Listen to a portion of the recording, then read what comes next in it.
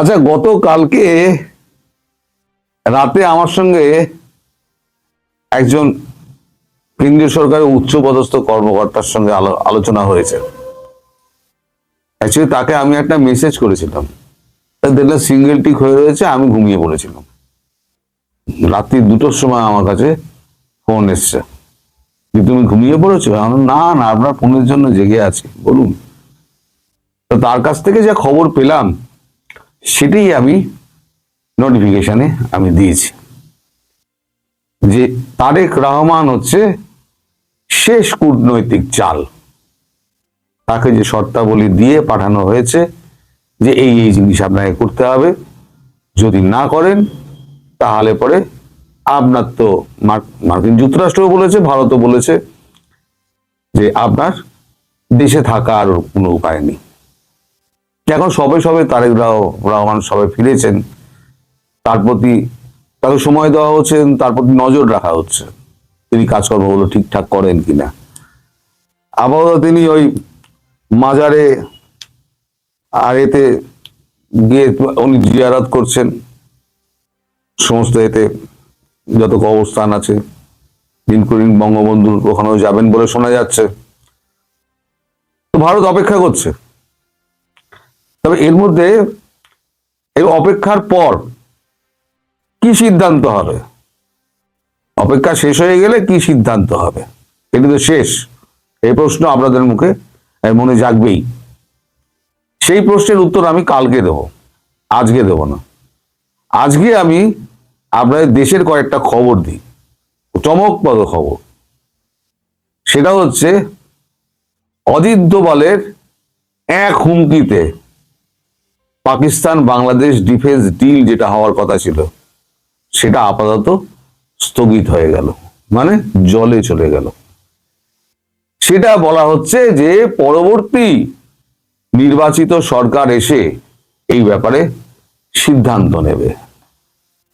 তার মানে অজিত দোভাল যে হুমকি দিয়েছেন, এমন চরম হুমকি দিয়েছেন যে ইউনূসের হাত পা কাঁপতে শুরু করে দিয়েছে। ইউনূস সঙ্গে সঙ্গে একেবারে প্রেসকে ডেকে, মানে প্রেস উইংকে ডেকে একটা বিবৃতি দিতে বলেছে। তারপরেতে বলেন যে থাক, এই বিবৃতি দেওয়ার দরকার নেই, পরে যা করার করা যাবে। উনি তবে প্রেসকে একটা বিবৃতিতে উনি বলেছেন, কি বলেছেন সে প্রসঙ্গে আমি আসছি। এই যে মানে ডিফেন্স প্যাক্টটা হয়েছিল, এই ডিফেন্স প্যাক্টের মধ্যে 2-4টে জিনিস আমি জানতে পেরেছি, যেটা আমাদের ইন্টেলিজেন্স মারফত আমরা খবরটা পেয়েছি। যেমন পাকিস্তান বাংলাদেশের সঙ্গে যে ডিফেন্স প্যাক্ট হয়েছিল, সেই ডিফেন্স প্যাক্টে পাকিস্তান যেটা ঠিক করেছিল, বাংলাদেশের 8টা এয়ারবেস, 4টি সমুদ্র বন্দর এবং 12টি ভারত বাংলাদেশ সীমান্ত, মায়ানমার সীমান্ত ব্যবহার করবে। আসলে হচ্ছে মায়ানমারটা তো একটা কথার কথা, আসলে হচ্ছে ভারত বাংলাদেশ সীমান্ত 12টা ব্যবহার করবে। উল্টো দিকে বাংলাদেশ পাকিস্তানের 6টি এয়ারবেস আর 4টি সমুদ্র বন্দর ব্যবহার করবে। এবং ওখানে একটা পয়েন্ট লেখা আছে যে একে অপরের প্রতি সহমর্মিতা এবং সমঝোতার ভিত্তিতে চলবে, এবং প্রতিরক্ষা বিষয়েও একে অপরের প্রতি আক্রমণ নিজের ওপর আক্রমণ হিসেবে দেখা হবে। সেই ডিফেন্স প্যাক্ট যেটা ছিল 31 তারিখে সই হওয়ার কথা ছিল, সেটা আপাতত জলে চলে গেল।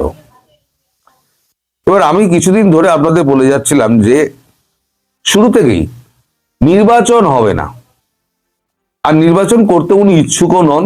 সেটা কারণটা আমি কালকেই বলেছি, যে নির্বাচনের কি কি ধাপ থাকে, কি কি নিয়ম থাকে, সেগুলো উনি করেননি। আর জামাতের সঙ্গে যে বিএনপির যে একটা ঝামেলা লাগবে এবং ইউনূস যে মধ্যখানে স্যান্ডউইচ হবে, সেটা আগাম আমিও বলে দিয়েছিলাম।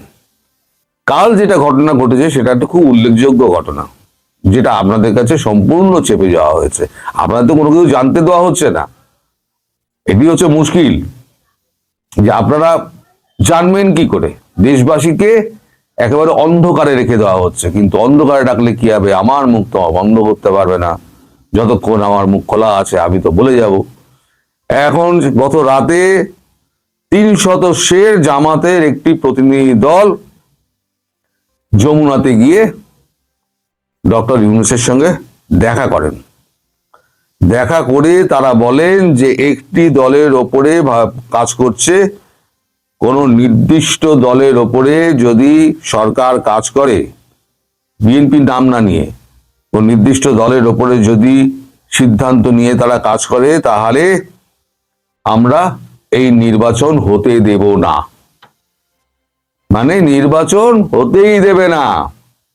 এই যে আমরা নির্বাচনের কলা ঝুলিয়ে এই সমস্ত কিছু হচ্ছে না, জামাত পরিষ্কার জানিয়ে এসছে নির্বাচন হতে দেব না, থাকবো না, করব না, এই সমস্ত না, হতে দেব না, পরিষ্কার একটা রেড লাইন টেনে দিয়ে এসছে।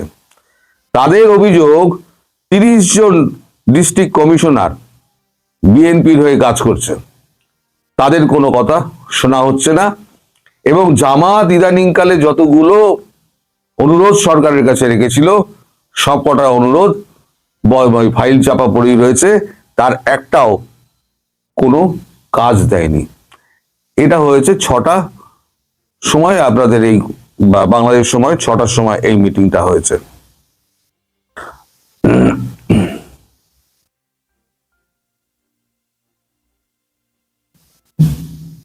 জামাতের পক্ষ থেকে আরো বলা হয়েছে যে নির্বাচনে জামাত জিতবে না, সেই নির্বাচন জামাত অংশগ্রহণও করবে না এবং নির্বাচন হতেও দেবে না। সেখানে আর যারা উপস্থিত ছিলেন তারা হচ্ছেন আদিলুর রহমান শুভ্র, আসিফ নজরুল, তৌহিদ হোসেন এবং খলিলুর রহমান। তারা একসঙ্গে চুপ করে বসে থাকেন জামাতের ওই 3 জনের দিকে চেয়ে। তারা কোনো রকম কথাবার্তা বলতে পারেনি, কারণ তাদের কথা বলার কোনো সুযোগই ছিল না। তাদের এমনই জামাতের প্রতিনিধি দলের এমনই উগ্র মূর্তি ছিল। উগ্র মূর্তি মানে যে কোনো সময় তারা একটা মব তৈরি করে যমুনাকে ভেঙে গুড়িয়ে দেওয়ার জন্য প্রস্তুত হয়ে রয়েছে। 32 নম্বর যেমন ভাঙা হয়েছিল, যমুনাও ওরকম ভাঙা হতে পারে। এবং ইউনূস পুরো পানি পানি হয়ে গিয়েছে তখন। পানি পানি রে, পানি পানি রে, আমাদের একটা গান আছে না, ইউনূস তখন পানি পানি হয়ে গিয়েছে। এরপর তৌহিদ হোসেন তিনি প্রেস উইংকে ডাকেন এবং একটা বিবৃতি দিয়ে দেন, বিশেষ কোনো রাজনৈতিক দলের হয়ে সরকার কাজ করছে না। এই বিবৃতিটা উনি প্রেস উইংকে দিয়ে দেন, মানে দেখান যে মানে আমাদের এই সরকার যে অভিযোগ উঠছে কোনো নির্দিষ্ট দলের হয়ে কাজ করছে না। এটা হচ্ছে তাদের বক্তব্য, সরকারের বক্তব্য। এখন এনসিপি তো অস্তিত্বহীন হয়ে পড়লো। এনসিপির এই যে চ্যাংড়া প্যাংড়া গুলো বলেছিলেন না, এগুলো 2 পয়সার দাম নেই, আমাদের দেশে এসে এখানে একটা নৌকরশাহীর চাকরি পাবে না, ঝাড়ুদারের চাকরি পাবে না।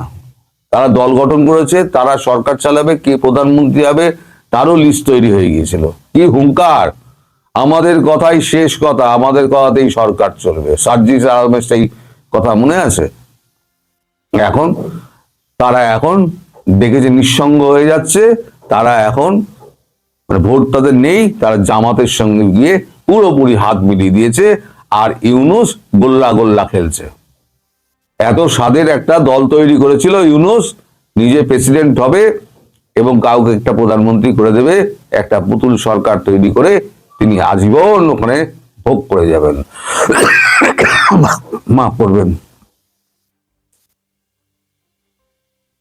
এখন আমাদের প্রধানমন্ত্রী মানে বাংলাদেশের প্রধানমন্ত্রী শেখ হাসিনা কি ভাবছেন, এটাও তো আপনারা জিজ্ঞেস করবেন। শেখ হাসিনা তিনি বলেছেন আমরা নির্বাচনমুখী দল এবং নির্বাচনে 300 আসনে প্রার্থী দেওয়ার জন্য প্রার্থী তালিকা আমার প্রস্তুত আছে। এটা গতকালকে যার সঙ্গে আমার কথা হয়েছে তিনি আমাকে পরিষ্কার জানিয়েছেন, তার সঙ্গে রীতিমতো যোগাযোগ আছে শেখ হাসিনার। প্রায় দিনে একবার তো প্রায় কথা হয়ই, কোনো একদিন যদি বাদ যায় তারপরের দিন কথা হয়। তো তিনি আমাকে বলেছেন যে শেখ হাসিনা বলেছেন নির্বাচনমুখী তার দল নির্বাচনে অংশগ্রহণ করবেই এবং 300 আসনেই প্রার্থী দেবে এবং সেটা হবে একদম নতুন মুখ। আমি 264 জনের একটা লিস্ট বলেছিলাম না, ওই 264 জনের লিস্ট বাতিল হয়ে গেছে। মানে পুরনো যত মুখ রয়েছে, হ্যাঁ সব মুখ বাদ যাবে না, যারা সততার সঙ্গে দলটা করেছে তারা নিশ্চয়ই থাকবেন, কিন্তু যারা কেবল পয়সা গুছিয়েছেন এবং ওনাকে ঘিরে রেখে একটা সিন্ডিকেট তৈরি করে ফেলেছিলেন শেখ হাসিনার কাছে, এখন সেই সিন্ডিকেটের মুখগুলো পরিচিত হয়ে গেছে। এই যে 18টা মাস যে গেল না, শেখ হাসিনা গঙ্গায় স্নান করে শুদ্ধ হয়ে গেলেন। এবার আমি বলেছিলাম না আপনারা এক নতুন শেখ হাসিনাকে দেখবেন, সেই নতুন শেখ হাসিনাকে খুব শীঘ্রই দেখতে পাবেন। এবারে আমার প্রথম কথাতে ফিরে আসি, যে আমি যে বলেছি যে এই যে আপনাদের শেখ হাসিনার প্রত্যাবর্তন নিয়ে যে কথাটা আমি বলেছিলাম, এখন ভারত সেখানে একটা কথা বলেছে, এটা শেষ সুযোগ, কূটনৈতিক শেষ চাল দেওয়া হচ্ছে। এই চাল যদি ব্যর্থ হয়, আন্তর্জাতিক মহলকে জানিয়ে দেওয়া হয়েছে যে এবারে ভারত কঠিন সিদ্ধান্ত নেবে। কারণ এর আগের দিন প্রেস কনফারেন্সে রণধীর জয়সওয়াল কিন্তু পরিষ্কার বলে দিয়েছেন যারা এটা করেছে তাদের উপযুক্ত শাস্তি পেতে হবে, ভারত ছাড়বে না। অর্থাৎ ভারত শেখ হাসিনাকে তো ফেরাবেই, আমি যেটা বলেছিলাম 2 ব্যাটালিয়ান কমান্ডো দিয়ে ফেরাবে, কি করবে না করবে এগুলো আমি আগামীকাল বলবো। সবই যদি একসঙ্গে বলে দিই আপনারাই বা আমার ভিডিও দেখবেন কেন, তাই না? আপনি আমাদের এখানে হিন্দিতে আছে একটা কথা আছে, তু চালে পাতায় পাতে হাম চালে ডালে ডালে। তো আমরা বাংলায় বলি তুমি ডালে ডালে চললে আমি পাতায় পাতায় চলি। আপনারাও খুব বুদ্ধিমান মানুষ এবং আমি বোকাশোকা হলেও আমি কিছুটা বুঝি, তো ওটা আমি কালকে বলবো। কালকের জন্য ধৈর্য ধরে থাকুন।